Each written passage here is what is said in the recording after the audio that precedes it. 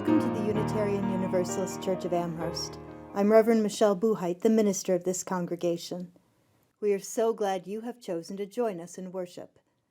As a Unitarian Universalist congregation, we affirm that we need not think alike to love alike, meaning that we are a faith community woven together in shared covenant, rather than a singularity of belief. This is the covenant that binds us. Together we promise to gather in compassionate community, to celebrate diversity of thought and unity of spirit, and to seek wholeness for ourselves, our children, and our world. If that sounds like the kind of community you've been seeking, please see our website, uuamherst.org, and get to know us better.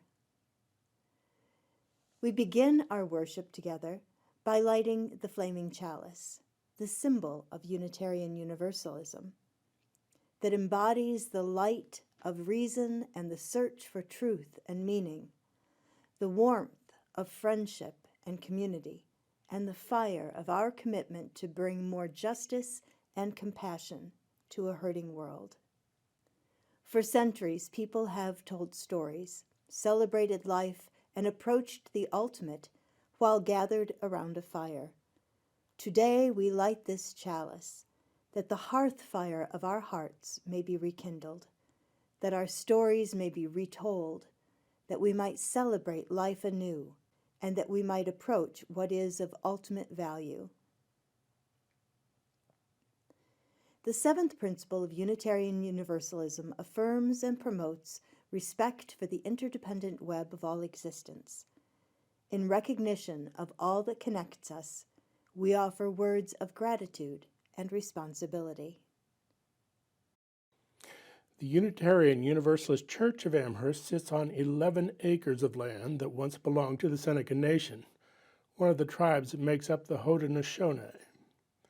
We honor the sovereignty of the Six Nations, the Mohawk, Cayuga, Onondaga, Oneida, Seneca, and Tuscarora. The land belonged to the Haudenosaunee, not because they had deeds or other legal proof of ownership, but because they were born to the land and lived in relationship with it. They hunted game, planted corn, beans, and squash, the Three Sisters. They harvested medicinal plants and understood that reciprocity is the core of existence. Today, we do not glamorize the early stewards of the land. We simply acknowledge and give gratitude for the lives they lived and the relationship they cultivated and nourished. We are the heirs of deep connection. And so we say thank you, or Nyahweh in the Seneca language. We ask forgiveness on behalf of our ancestors as well as ourselves, and we covenant to live with respect for the interdependent web of all existence of which we are all a part. We give away our gratitude for the beauty and resiliency of this lovely planet that birthed us, nourishes and sustains us, and that will receive us back when life has used us up.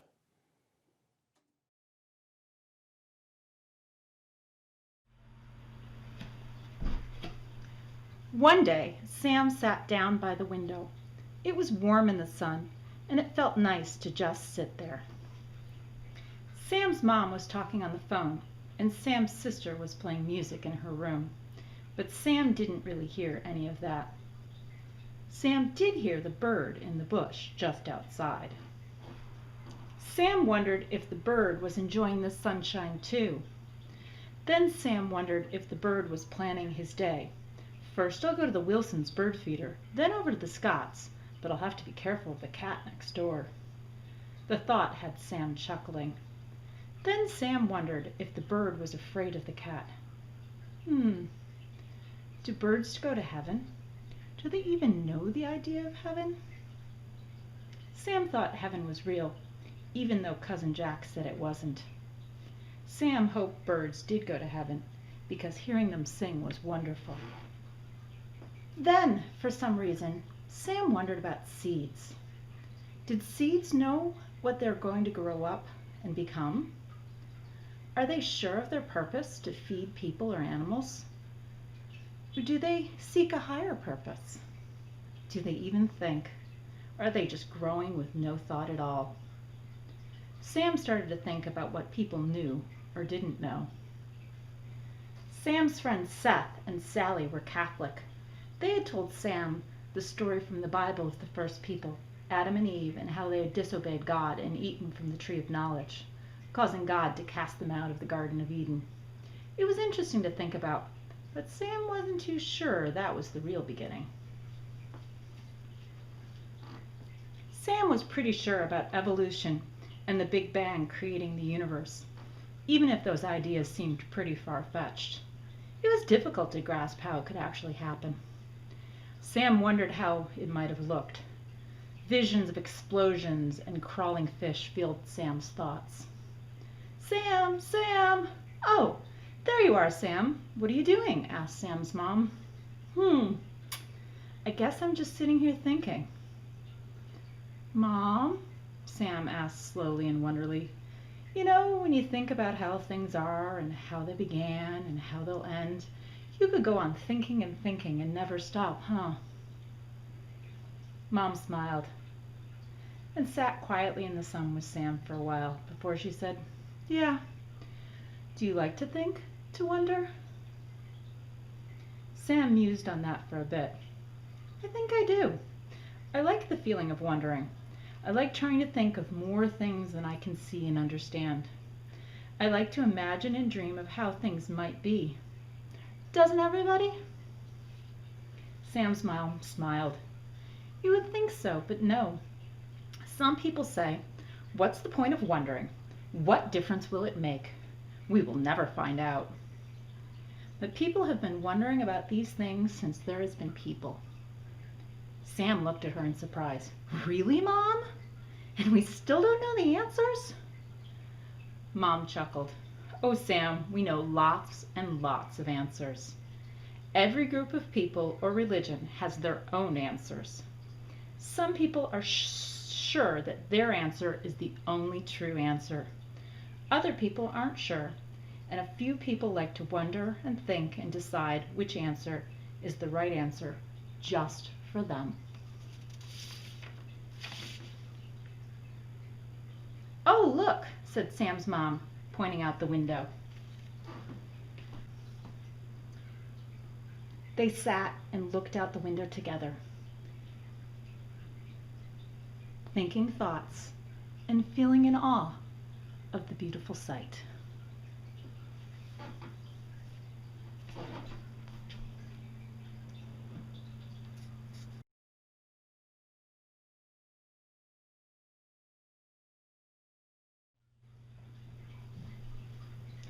I wonder if you have ever seen or heard parts of this story before.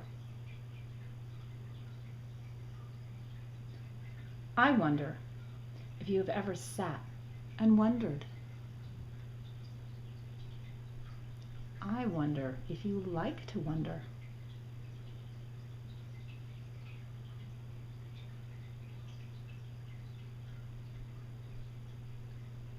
I wonder if you would like to know the answers. I wonder if you think that we do know the answers.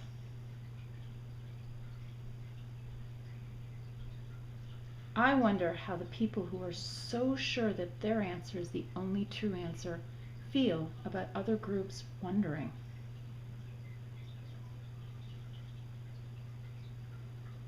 I wonder which part is the most important of this story. I wonder where you might be in this story. I wonder if this story reminds you of any of our Unitarian Universalist promises.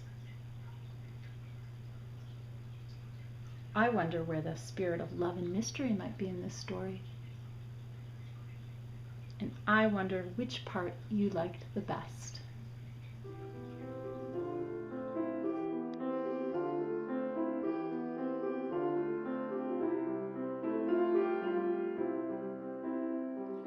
Yesterday a child came out to wander, caught a dragonfly inside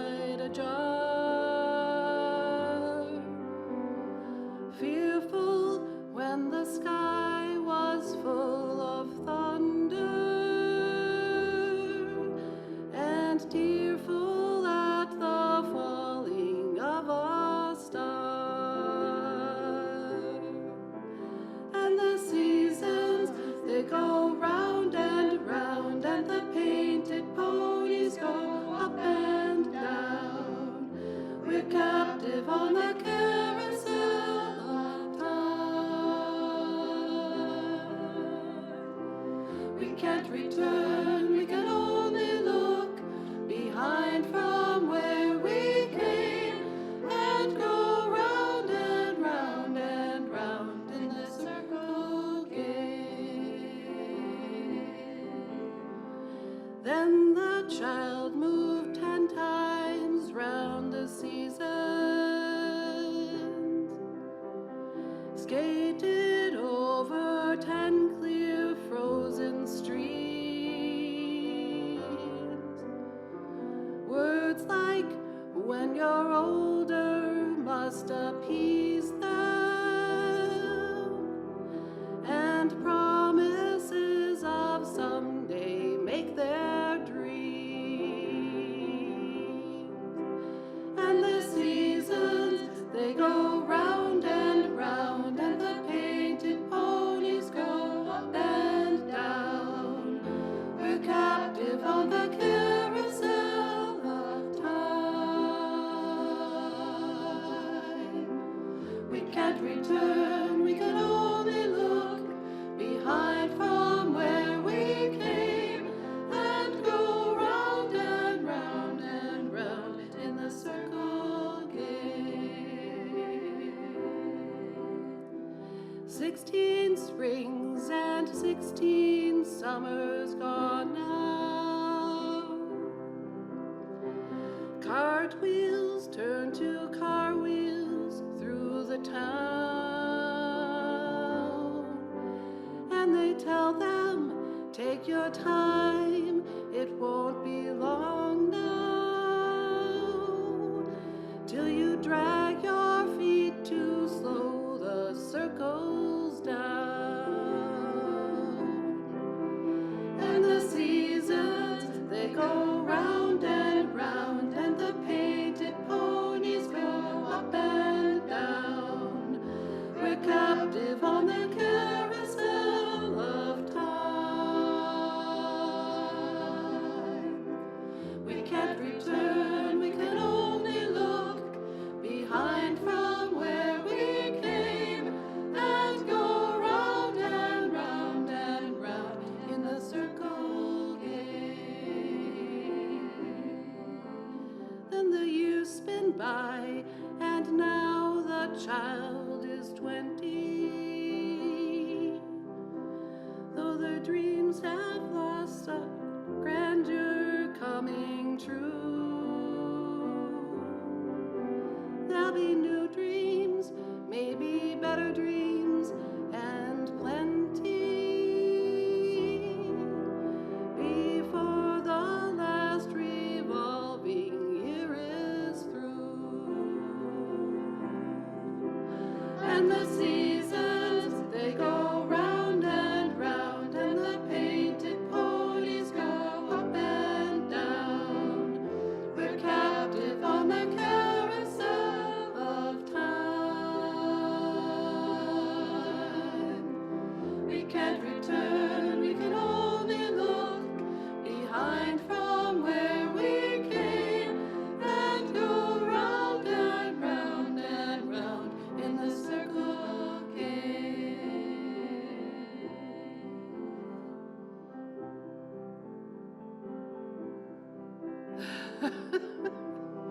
Lost it. And go round and round and round in the circle game.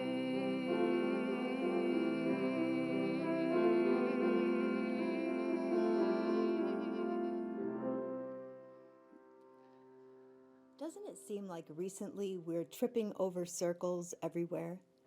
The circles and cycles of our lives are probably the most familiar, but of late there has been increased emphasis on restorative justice circles and peace circles that seek to mitigate conflict and provide pathways to healing relationships.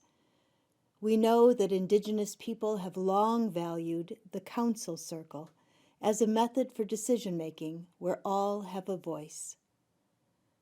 Last week, we considered two models for understanding and organizing human affairs: empire and earth community.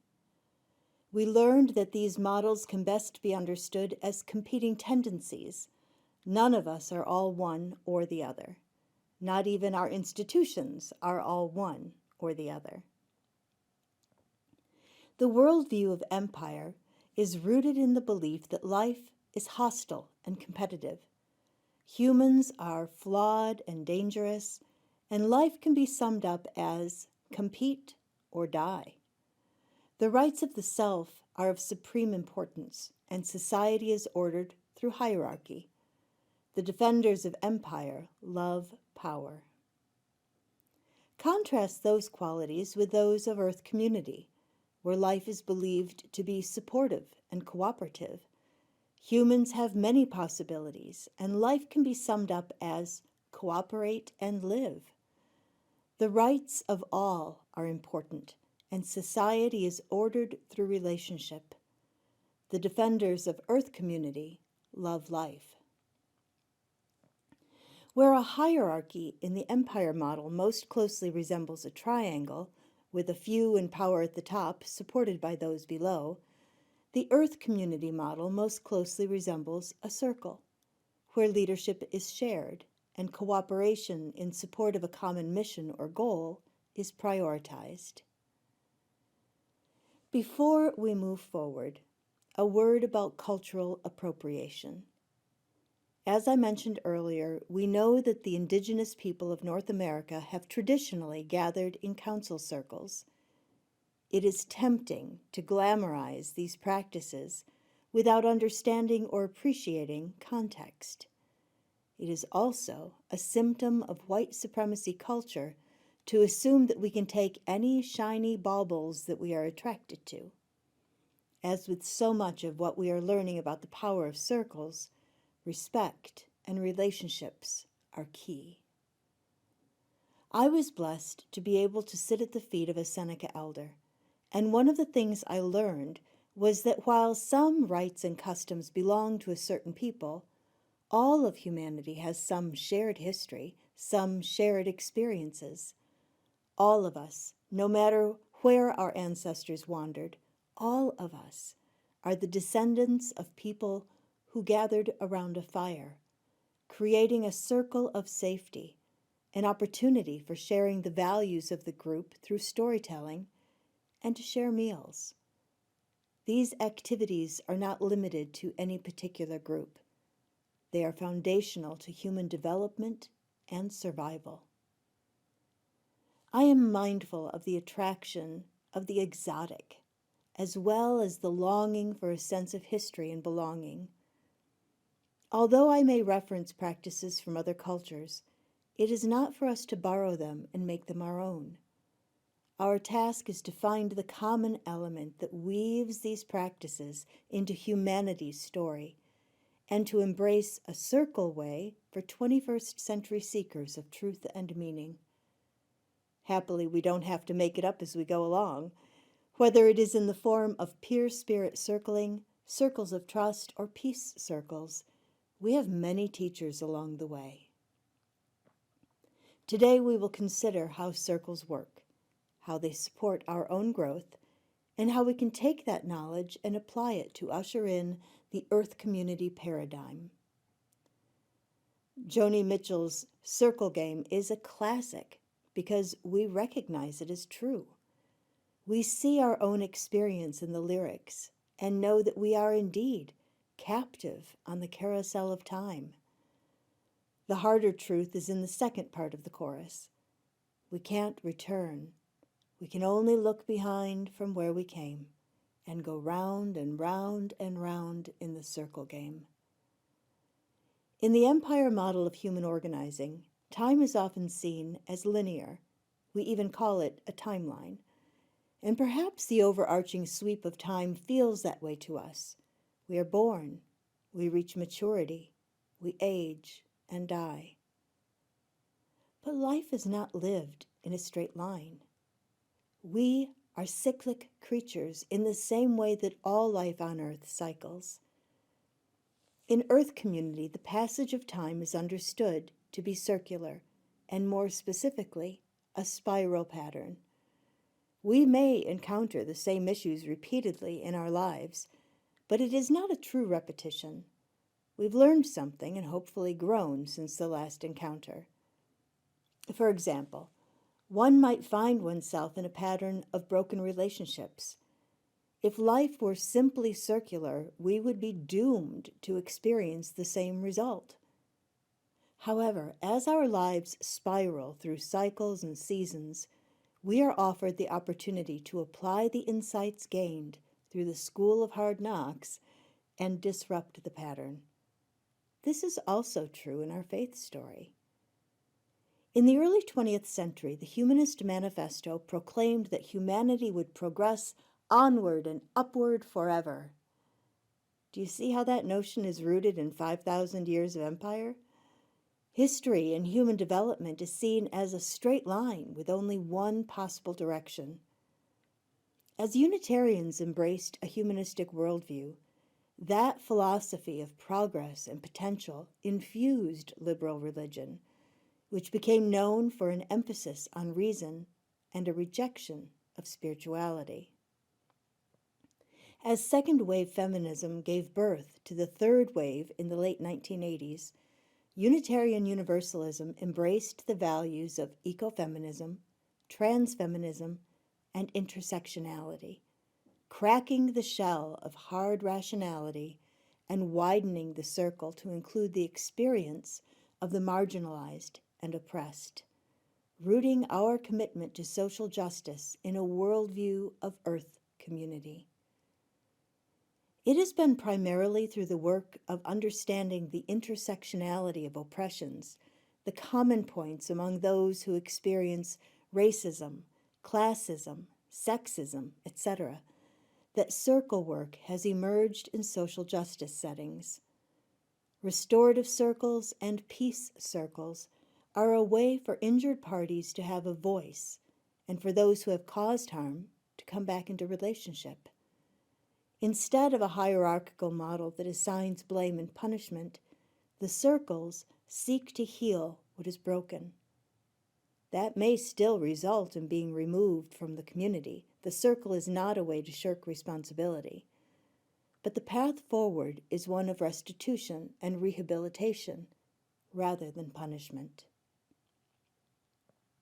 The Sufi mystic Rumi captures the essence of the circle with these words: "Out beyond ideas of wrongdoing and right-doing, there is a field. I'll meet you there. When the soul lies down in that grass, the world is too full to talk about ideas, language. Even the phrase each other doesn't make sense." When we sit in the circle, we are all part of the rim. There may be a designated rim holder, the caller of the circle, and perhaps someone who monitors the temperature of the group and rings a chime for a breathing break. But even they are part of the circle. In the circle, there is no one who is not part of the circle, which is why the work of intersectionality and inviting marginalized folk to be equal partners in the circle is so crucial to the development of true community.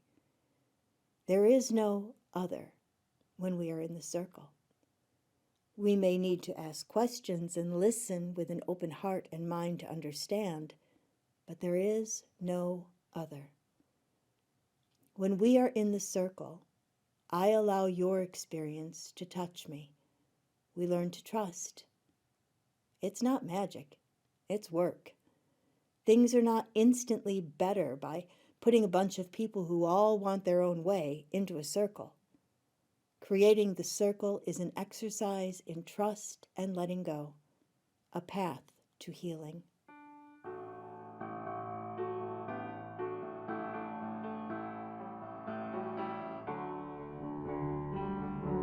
Oh, won't you come to the circle? Listen to our tales. You will find you're not the only one who's hurting.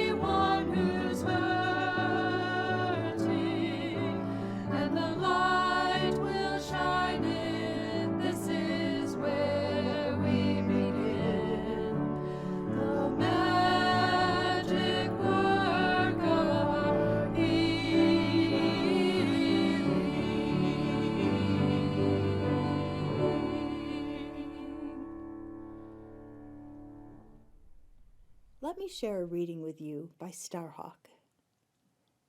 Community. Somewhere there are people to whom we can speak with passion without having the words catch in our throats. Somewhere a circle of hands will open to receive us. Eyes will light up as we enter. Voices will celebrate with us whenever we come into our own power. Community means strength that joins our strength to do the work that needs to be done. Arms to hold us when we falter, a circle of healing, a circle of friends, someplace where we can be free. That sounds pretty great, doesn't it? A circle of love and care, arms to hold us when we are troubled or celebrating, a place where we can be authentically ourselves. One of the messages that I have tried to communicate during the pandemic isolation is that you are not alone. None of us are alone.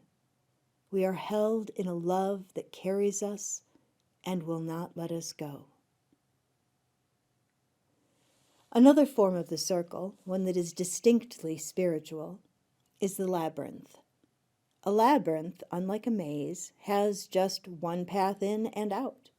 It's not meant to confuse or confound the seeker. The labyrinth is a meditative path to the center, and then to return outside by retracing one's steps. Although I have walked many labyrinths over the years, I only recently experienced the power of that circular path.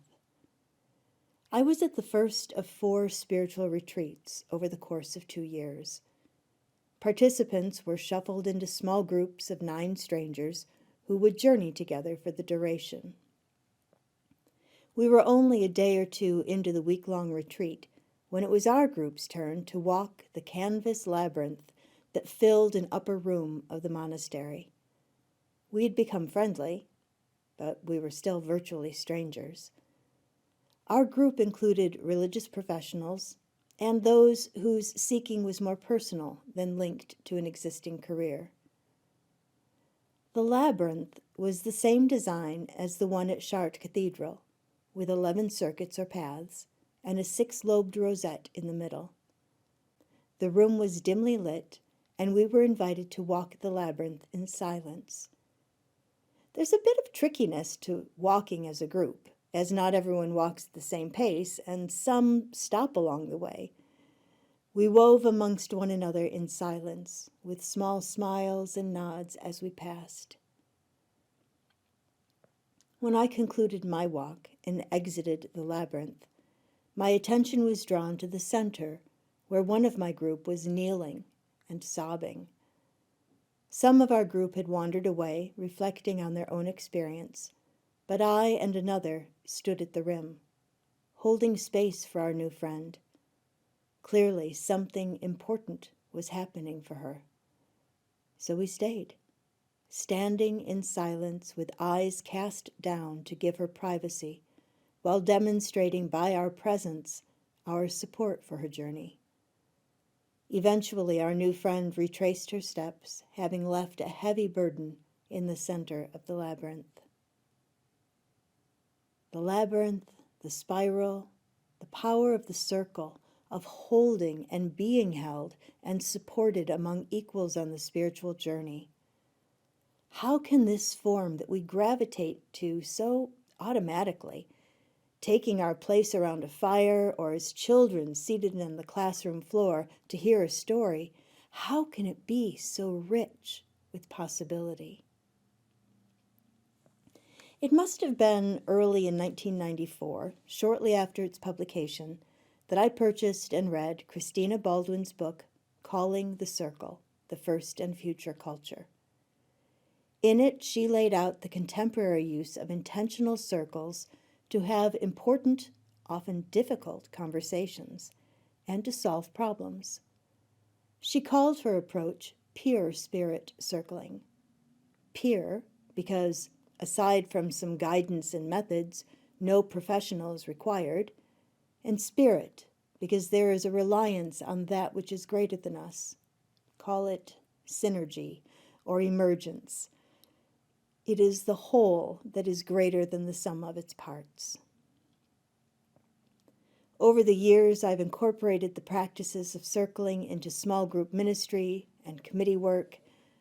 The methods just plain work. In every setting, you will find those who speak easily and often, and others who remain quiet. There are many reasons for both of these ways of being, not all having to do with introversion or extroversion. In the circle, all are encouraged to have a voice.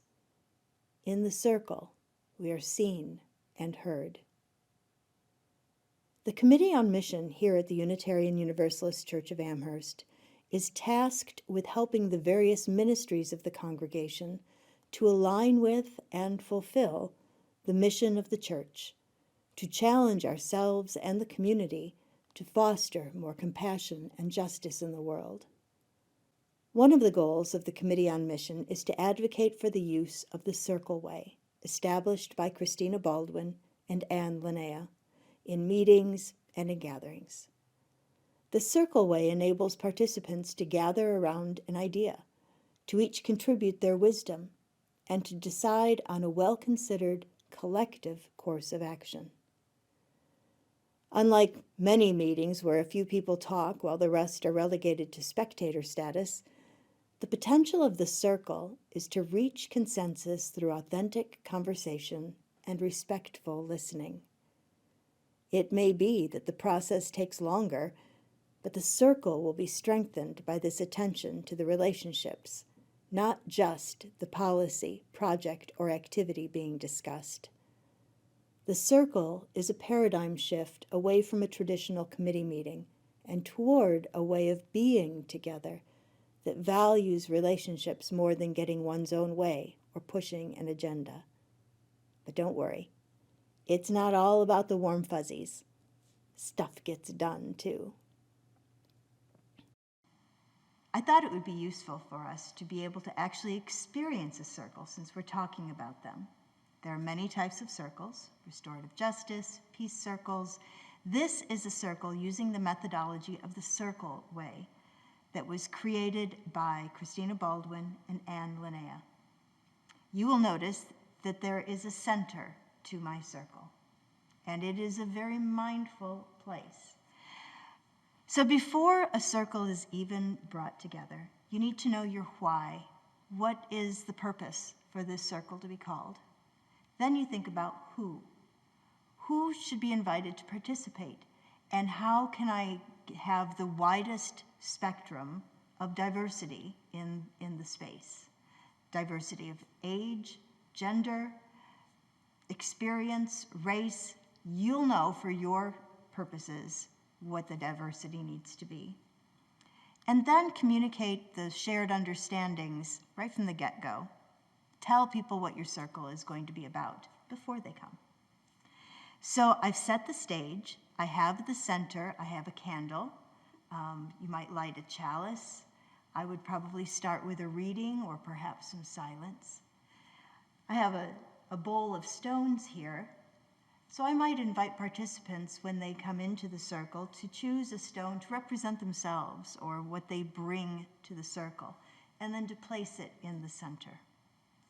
Another important piece of the Circle Way is the talking piece. And that is what establishes a person's right to speak until they feel that they have communicated their ideas. I like to use odd talking pieces that are tactile and have surprise elements. This is actually a rain stick. And so that would be a surprise element. As long as someone is holding the talking stick, they have the floor, and the rest of the people around the circle listen respectfully and wait for it to be their turn, so that there's not a quick give and take, at least at this point in the circle. So after explaining to the participants why we're here, how to approach it, we would start with perhaps a reading, some breathing, and then we would get into the conversation. So part of having a really authentic conversation is setting some parameters, establishing some guidelines. What is said here stays here, particularly things that are personal. Ask for what you need and give what you can. And finally, to practice the pause, throughout the conversation, to create moments where people can just breathe. 15 seconds is all it takes for people to kind of get back into themselves. According to the Circle Way, there are 3 practices within the circle: to listen with attention, to speak with intention, and to contribute to the well-being of the group. Additionally, there are 3 principles of the circle. The first of which is that leadership rotates. Each person in the circle is a potential leader, and that's on purpose. That is the whole purpose of the circle. Responsibility is shared, and that there is a reliance on wholeness. You might refer to that as the sacred, or the sum that is greater than its parts. That something beyond ourselves. So those are just really, in a quick snapshot, the aspects of a Circle Way circle. So when you're asked to participate in one, you'll know what to expect. Embracing the way of the circle, what Christina Baldwin calls the first and future culture, is a very real way to realize Earth community in our lifetime. Rather than a romantic throwback to an earlier time with little more than wishful thinking, the circle is a tool for transformation, for personal and societal change. What we must begin to understand is that although the circle is vital to healing and restoration, it is not enough on its own. According to Baldwin, the circle represents first culture, the time of long ago, captured in memory and in the practice of some, and the triangle represents second culture, where we are today and have been for some 5,000 years. What we seek to create is third culture, the joining of circle and triangle, heart and head, inclusion and organization. Let me share with you a brief reading from Calling the Circle. Hierarchy is a triangular structure that locates leadership at the top and provides efficient means for organizing and carrying out tasks. Hierarchy is a useful structure for teaching, passing on information, organizing data, and mass-producing goods. The circle is an organizational structure that locates leadership along the rim and provides an inclusive means for consultation.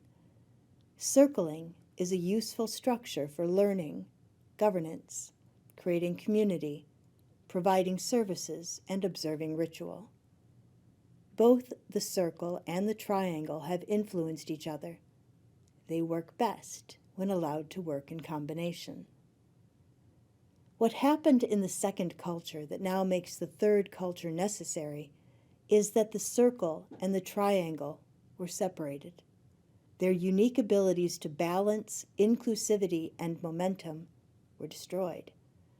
Hierarchy, misapplied, became what we call patriarchy, or machine world, a system without soul or conscience that has even been willing to destroy the planet on which it stands.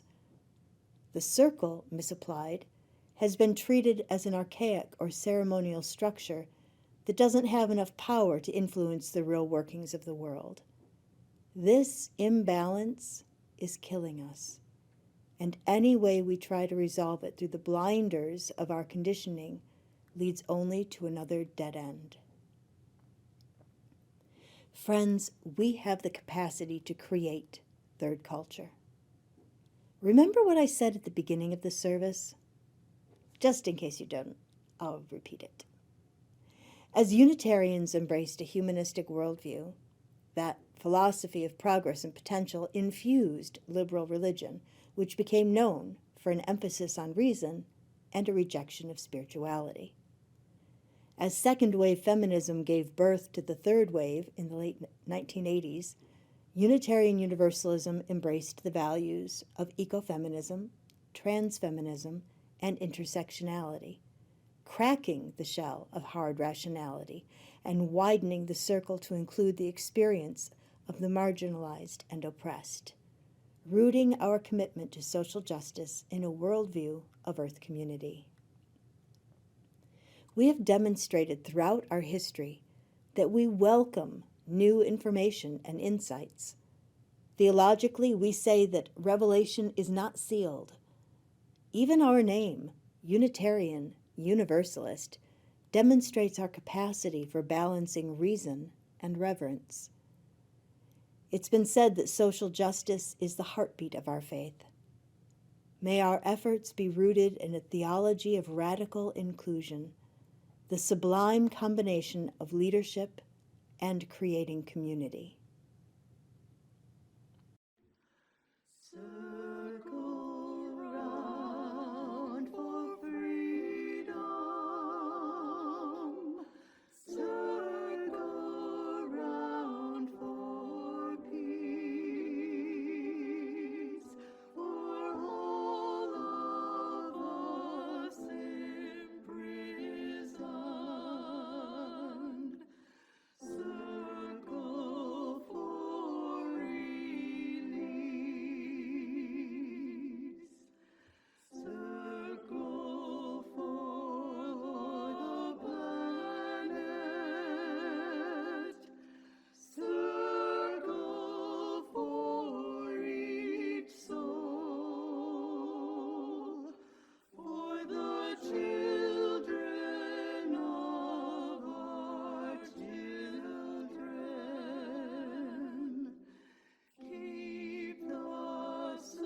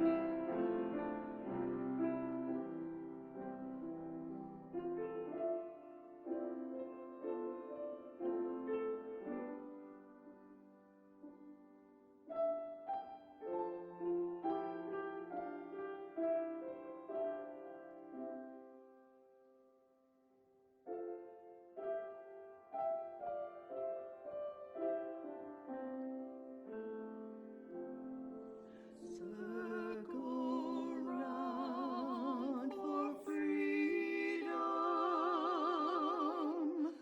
Circle round for peace. For all of us imprisoned. Circle for release. Circle for the planet. Circle for each soul. For the children of our children. Keep the circle whole.